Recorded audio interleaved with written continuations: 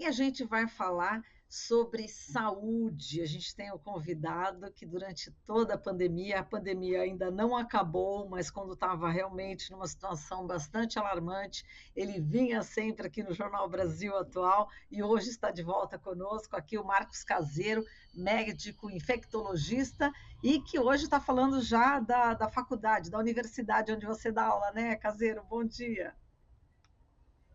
Oi, Mariano, bom dia, querida. Bom dia, prazer enorme em falar com você, com os nossos queridos ouvintes aí.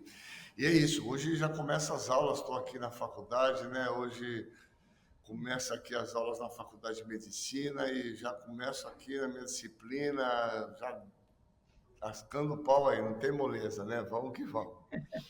Exato, Caseiro. Vamos dar então uma geral, como é que está a pandemia da Covid? Qual que é o estágio nesse momento? O que você poderia falar em relação ao controle, né, com a vacinação? A gente viu que as crianças de 6 meses a 2 anos já começaram a ser vacinadas em diversas partes do Brasil. Mas vamos lá, eu gostaria que o professor agora, Marcos Caseiro, desse um pouquinho uma aula para a gente como é que está a pandemia hoje no Brasil, Caseiro.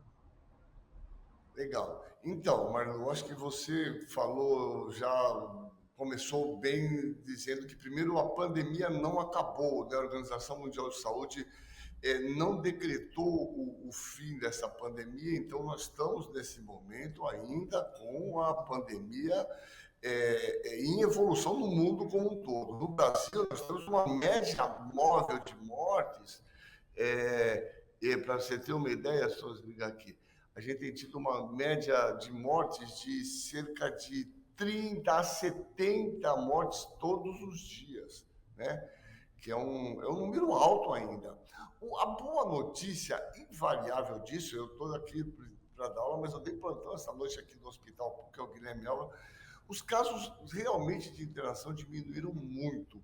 O que nós estamos observando é os casos que internam são pessoas com comorbidade, muito idosos, tivemos esses dias do internato de 91 anos, mas que não tomaram a vacina ou têm a sua vacina tomada de forma incompleta. Então, é absolutamente fundamental esse entendimento, né? Quem não tomou vacina, ou pensando ao contrário, quem tomou a vacina, pelo menos 2 doses de um reforço, pode até pegar o Covid, mas não faz forma grave. E, por outro lado, os casos que nós estamos vendo internar, que estão muito em menor intensidade, invariavelmente, ou não tomaram a vacina, ou tomaram apenas uma dose, e por isso aqui já vai o reforço no sentido da importância de as pessoas que não completaram o seu calendário, tomaram pelo menos 2 doses de reforço, que o façam, porque você pode até pegar a doença, mas não fará as formas graves, não precisará de ser entubado, ir para UTI, que é o grande risco que nós temos, né? Exato. Agora, as crianças de 6 meses, né, a 2 anos, já começaram a ser vacinadas em muitas partes do Brasil. Essa também é uma boa notícia. E eu gostaria que você falasse também, Caseiro, das diversas vacinas, né, que podem ser dadas para essas crianças. Então, na verdade, essa é uma coisa fundamental, uma coisa que a gente já vem brigando há muito tempo, porque o Brasil é um dos países em que nós tivemos a maior taxa de mortalidade justamente nessa faixa etária das crianças. Então, a vacina é absolutamente imprescindível. Além do mais, as crianças não vacinadas acabam funcionando como um reservatório da doença, né? No sentido de transmissão da doença para outras pessoas quando elas adquirem essa doença. Por isso a importância. A vacinação é um processo coletivo, é uma medida de saúde pública, né, que visa a proteção coletiva, ainda que ela te traga uma proteção individual. Esse é um equívoco das pessoas que não conhecem muito, né? Ainda que ela te traga uma proteção individual, a lógica da vacina é a proteção coletiva. Eu vacinando o maior número de pessoas, eu evito que outras contraiam. Nas crianças, está completamente aprovada e tem sido feito, né, a Coronavac, que é uma vacina com vírus inativado, e a Pfizer também já está aprovada para essa faixa etária. A grande novidade que nós temos são as vacinas bivalentes, que o Brasil comprou essa vacina e a partir do dia 28 de fevereiro, o Brasil passa a vacinar como reforço, e é importante isso, quem não tiver tomado vacina não vai receber essa vacina. É uma vacina com duas variantes do vírus. A variante clássica que circulava e essa variante nova que chama Ômicron. Então, as pessoas, a partir do dia 28, começam indivíduos acima de 70 anos, indígenas, pessoas aldeadas, essas pessoas começarão a receber o reforço já com essa variedade de vacina, que é chamada bivalente, que é uma vacina da Pfizer, né? Grande avanço no sentido de nós conseguirmos conter de uma vez por todas essa pandemia. Essa quarta dose é isso, né, Caseiro? Popularmente falando, é isso?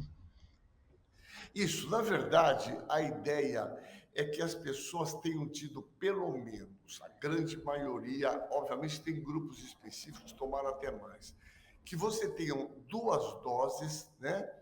E pelo menos um reforço, o que equivale a 3 doses. E aí, essa vacina vem como o segundo reforço, que seria a quarta dose. Muitas pessoas já tomaram essa quarta dose ou o segundo reforço, por exemplo, pessoas acima de 60 anos, pacientes imunodeprimidos, mas isso não impede, obviamente, de eles fazerem esse reforço com essa bivalente, né? Porque essa bivalente ela vai ampliar essa capacidade, essa cobertura de proteção para essas pessoas, como eu falei, a partir do dia 28, ela começa com pessoas acima de 70 anos de idade, né? Essa é a ideia. Eu não sei se está claro, Marilu.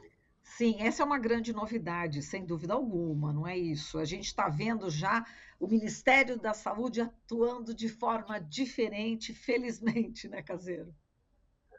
Não, nós temos um Ministério da Saúde agora, né? Nós temos um ministro da Saúde, uma ministra, né?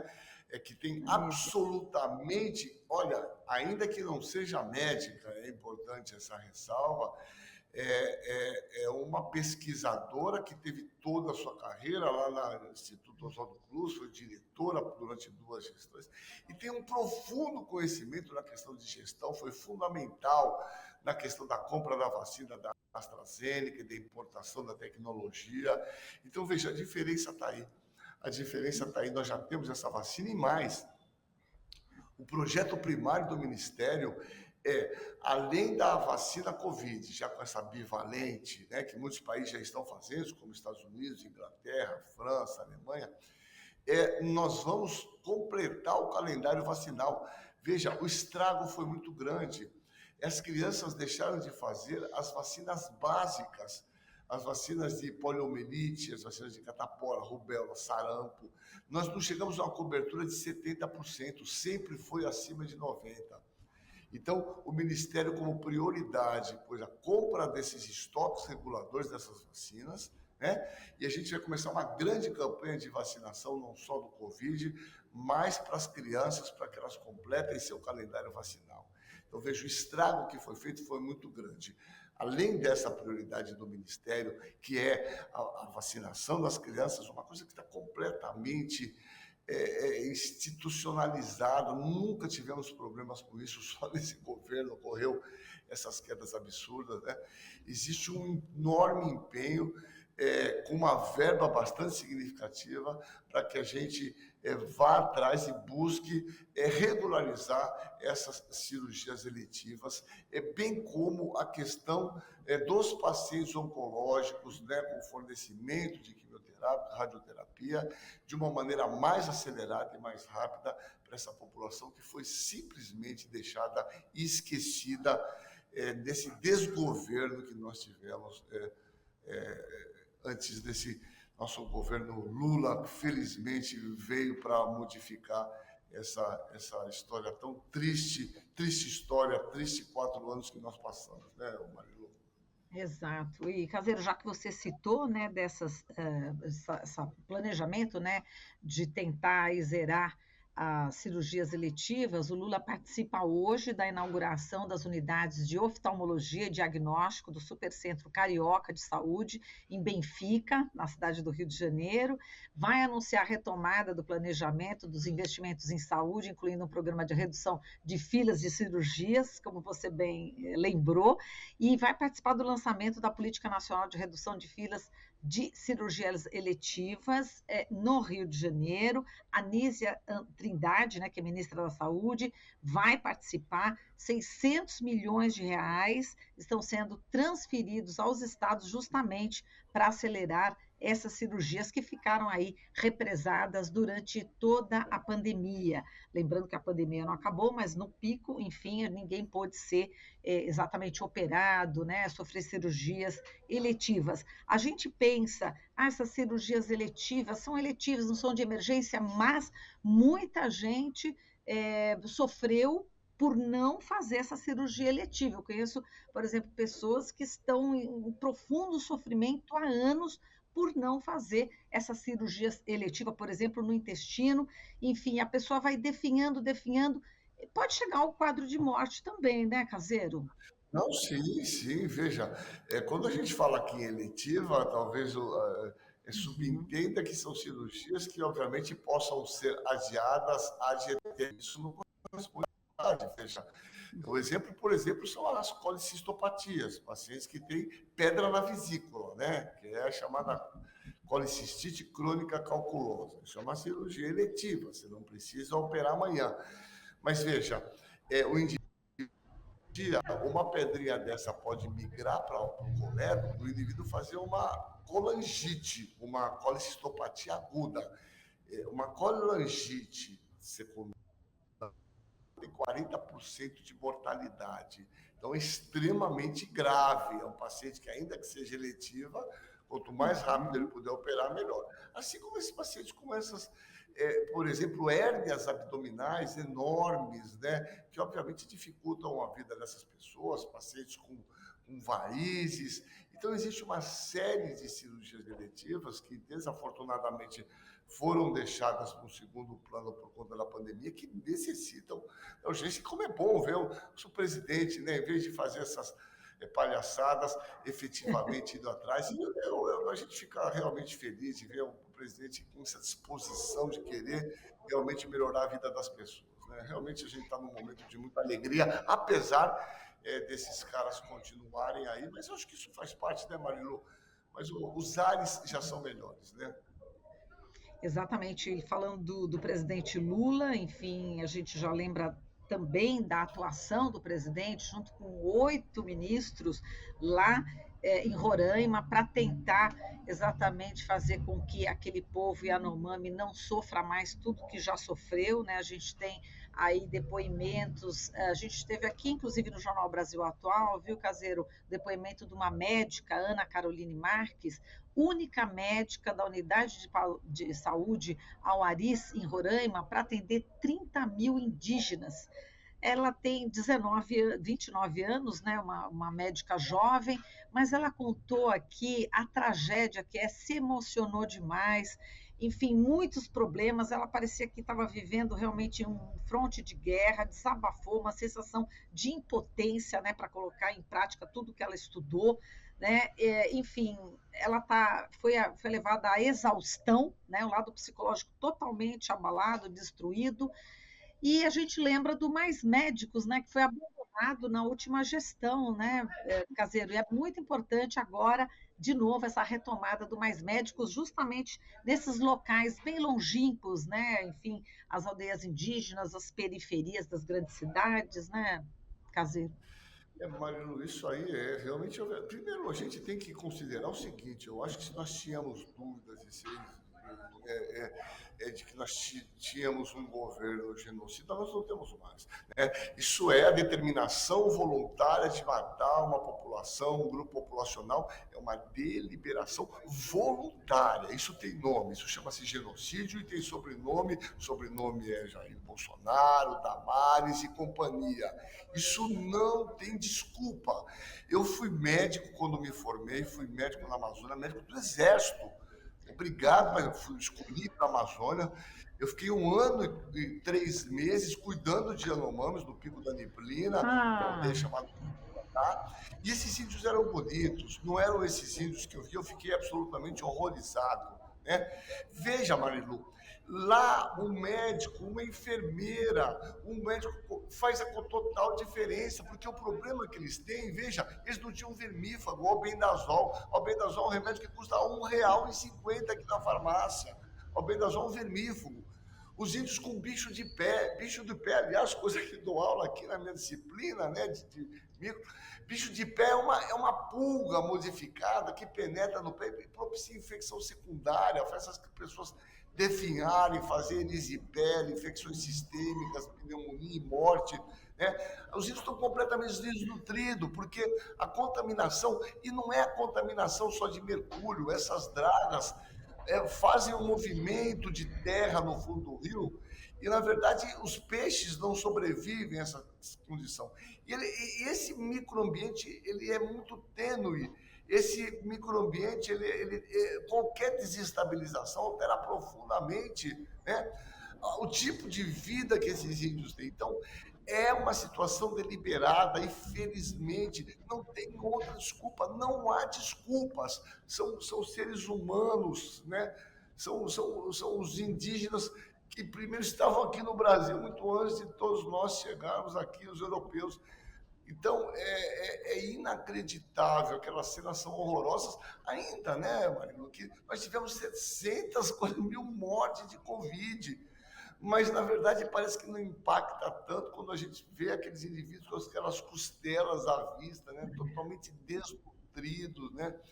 Então, é uma tragédia que eu espero, e eu espero não, eu tenho certeza que eu viverei para ver os responsáveis por isso sendo punidos como devem ser punidos por essa deliberação voluntária de matar essa população. Porque quando você deixa o garimpo lá, você sabe da maneira com que eles deixaram, você sabe que não teria outra possibilidade a não ser matar. Então, é uma forma indireta de matar e parece que estava funcionando, né, Marilo? É uma vergonha para o nosso país, é uma vergonha para nós como brasileiros ver uma cena tão triste como essa que nós infelizmente tivemos no Brasil.